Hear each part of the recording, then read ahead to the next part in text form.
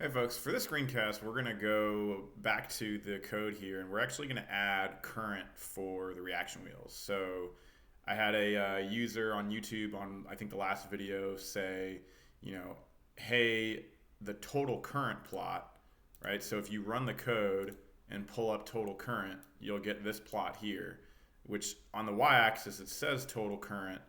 The question in the YouTube video was, hey, is this the total current in the magnetorquers or the magnetorquers and the reaction wheels or just the magnetorquers? And I replied and I said, hey, unfortunately, this is actually just the total current in the magnetorquers. So if you pull up the magnetorquer plot, this is the current in the magnetorquers, and you'll see that it's on for a while and then it gets pretty small down to zero. And that's because the angular velocity of the reaction wheels kicks in and then basically nulls out those angular rates. And so two things are happening. The y labels on this plot and this plot are misleading, and we need to fix those. And then the second thing is I'd like to go ahead and add in the current in the reaction wheels. The way I'm going to do it is post-processing. I'm not going to add it into the simulation itself. It's just going to be a plot at the end. And the way I'm going to do it is I'm going to show you how I'm going to do it for this reaction wheel. And then whenever you run your code, like, you can kind of change it. So I literally just typed in CubeSAT reaction wheel on Google and I got this website. They're not paying for this video. I'm not giving them a shout out. I literally, it was the first link that popped up. And the general features here say that it's 5 volts. So I'm going to type in the DC voltage into the MATLAB simulation. And then it says the reaction wheel performance. It's got a maximum speed here, and then a power consumption peak. And so what we're going to do is we're going to compute like a watt per radian per second, and then divide that by 5 volts, which will give us amps per radian per second. And then once we have that value, we'll take the radians per second squared. Ooh, I didn't think this through. So it really has to deal. Oh, okay, so we're going to have to go with torque. So, oh man, I didn't think about this ahead of time. So I'm thinking on the fly here. So torque divided by inertia, I think, is the angular acceleration. And so I guess what we can do is we can take the maximum torque, divide it by the inertia of the reaction wheel, which they tell us the mass and the dimensions, okay?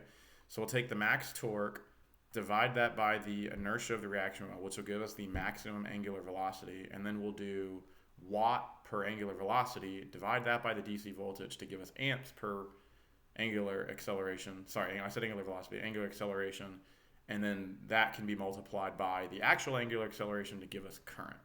Okay, that's what we're going to do, and we are going to go for it. So first things first, we need to change the y labels on here. So we're going to scroll all the way down past the simulation, and we're going to look at where we plot angular velocity, current. Okay, so here's where we plot the current. I'm going to say, let me move my mic out of the way here, sorry for the noise. Plot the current in the magnetorquers.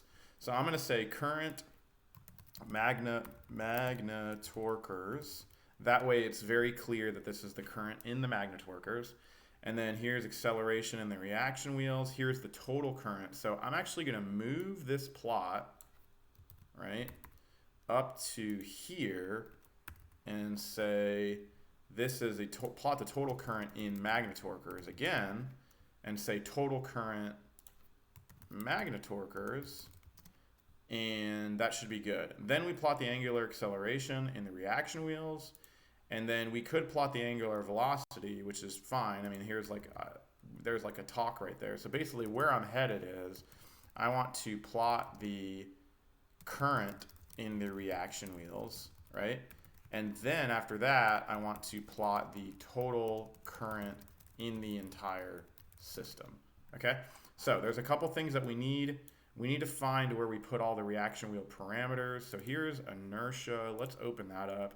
It's been a while since I've run this code, so this is kind of what I do to get things to work. Okay, so there's a reaction wheel parameter file. This is great, reaction wheel parameters. Okay, cool. Oh man, this is fantastic. Okay, so this will be really easy to kind of add everything in. So we've got the mass of the reaction wheel, we have the radius on one side, the height, we have the maximum speed clearly here. If that's RPM multiplied by 2 pi, this is convert to radians per second. So this is exactly what we need. Here's the maximum torque. Okay, so this is a completely different reaction wheel. Again, I'm just gonna completely make these numbers up just because I want something to work. But I'm gonna put in here power consumption parameters.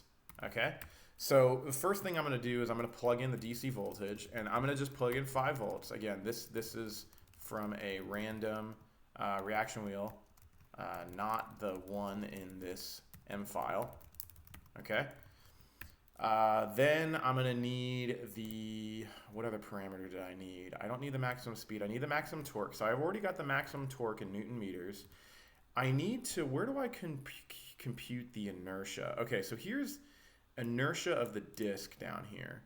So I guess I don't need that right now. I can do that later.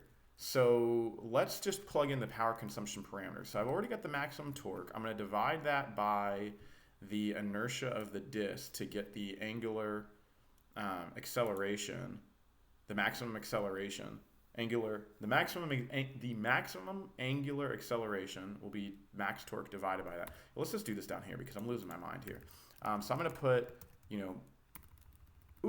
already do this down here. Compute maximum angular acceleration. This is awesome. Okay, so now compute power consumption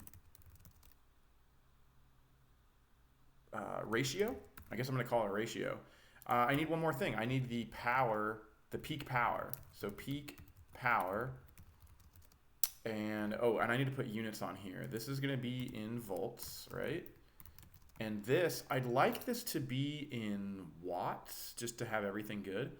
So the peak power is, so that's milliwatts, right? So if I swoop 3 times, right, 3,250 milliwatts is 3.25 watts. So I'm going to plug in 3.25 watts, okay? And then down here, when I compute the power consumption ratio, that is going to be basically like alpha, which is my angular acceleration. No, it's going to be power to alpha. So it's going to be the peak power divided by the max alpha, which I'm assuming, so the maximum torque is in Newton meters, and I divide that by, okay, yeah, this is I disk. This is interesting. This is the moment of inertia, but then this is mass moment of inertia. And that's really important. I thought I had a bug in the code. It's really good that I did IRR11 because that adds in the mass of the reaction wheel. So that's going to be divided by a kilogram, meter squared, I think. And so if we break this out, right, a Newton is a kilogram meter per second squared. It's a mass times acceleration. And then I divide by a kilogram. And then that's a Newton, right? But then it's a Newton meter. So then there's going to be a meter squared here. And then I divide by kilogram meter squared. And you'll notice that the kilograms will cancel and the meters will cancel. And what's left is a non-dimensional divided by second squared, which basically means that's radians per second squared. Cool. So that means that this power ratio is watts divided by radians per second squared, which is fine. But then we need amps to alpha, and that's going to be our power to alpha divided by our DC voltage, which is going to give us watts over volts, which is going to give us amps per radian per second squared. Now I'm going to throw a debug point in here, and I'm going to go over to main, and I'm going to hit run, just because I kind of want to see what happens. So our DC voltage is 5. That makes sense. Our peak power is 3.25 milliwatts.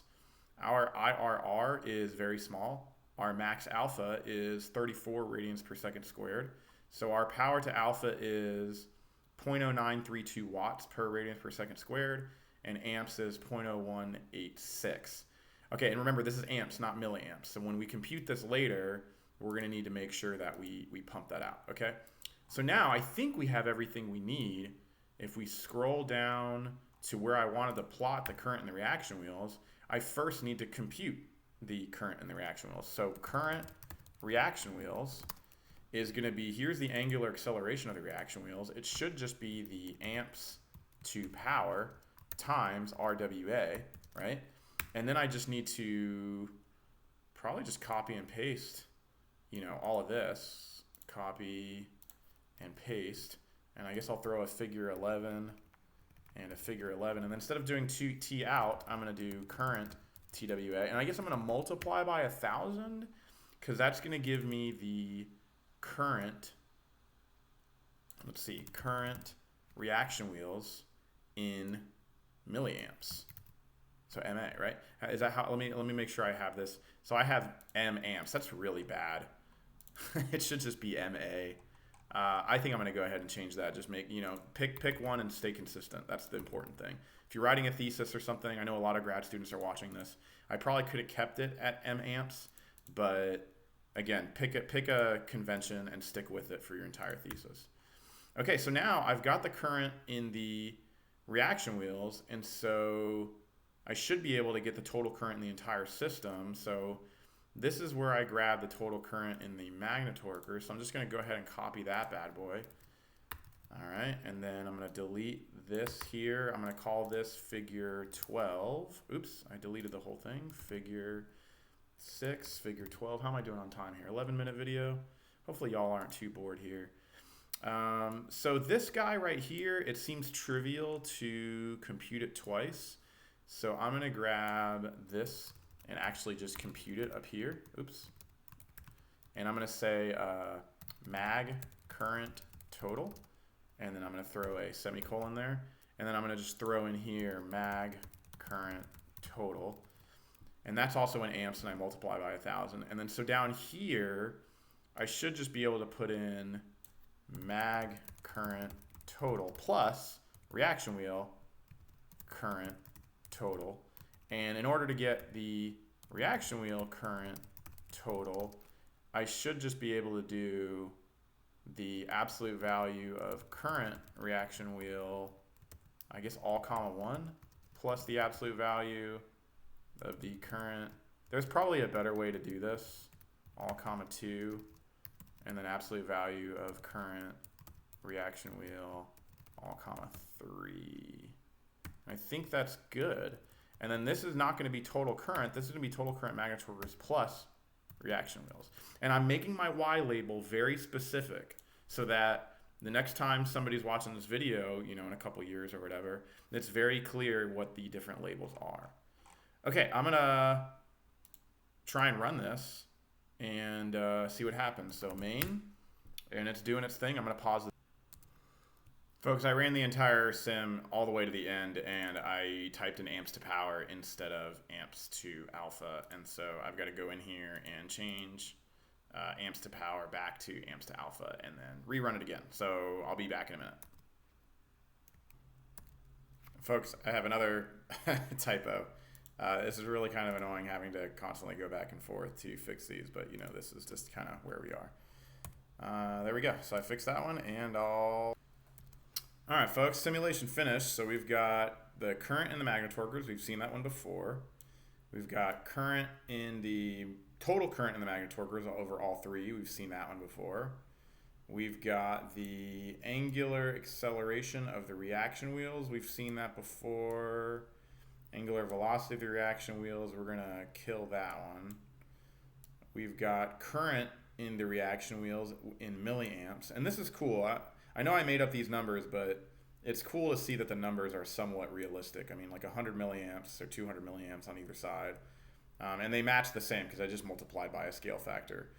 So I can kill this plot here. So here's the current in the reaction wheels. The Y labels are looking good. Here is the total current magnetorquers plus reaction wheels. So that's kind of cool. So it's like steady, steady, steady. Then bam, you get this huge spike because the reaction wheels kick on. And then where is the plot of just the total current in the reaction wheels? Did I not plot that? let's go back to the code. Plot. Yeah, I did right here. Yeah, plot total. No. Oh, okay. I did not. Let's add that in. So plot current in the reaction wheels, and then copy, and then paste. Let's move this up to here and call this figure. I don't want to do unlucky number 13, so we'll do figure 14. And then we'll do reaction wheel current, our total times 1,000, and then this will be total current reaction wheels, and we don't need a legend because it's just a scalar. Okay, so let's make sure we got this, because my mind's kind of not doing what it needs to do. So plot the current in the reaction wheels, it's all three. Sorry, plot the current in the magnet torquers, that's all three. Plot the total current in the magnet torquers, that's a scalar. Then we got the angular acceleration and velocity of all three of the reaction wheels. Then current in the reaction wheels, all three. Then the total current in the reaction wheels, which is a scalar. And then we add the magnet torquer and the reaction wheel current all together. That should be good. And then we can go ahead and run it. I'm going to pause. All right, folks, and there you have it. We are done. So we got the total current in the reaction wheels plotted. So you can see it's like basically 0 and then spikes, and then there's just a little bit of noise there. You got the total current in the magnet torquers plus the reaction wheels. And then somewhere in here will be, there's a lot of plots. This simulation's getting pretty stout. There's the current in the magnet torquers of all three. There's the total current. So this is cool. So basically you have the total current in the magnet torquers, bam.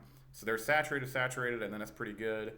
And then you basically got, you know, a big spike, and then it goes down with the noise. And then so when you add these two, so figure 7 to figure 11, when you add them together, you get figure 12. And you're good to go there. So I think I've satisfied this video. This video is already 17 minutes. I'm going to go ahead and head over to my terminal and push this code and say git status. I'm going to rm that main weird file, git status again. So git commit -am.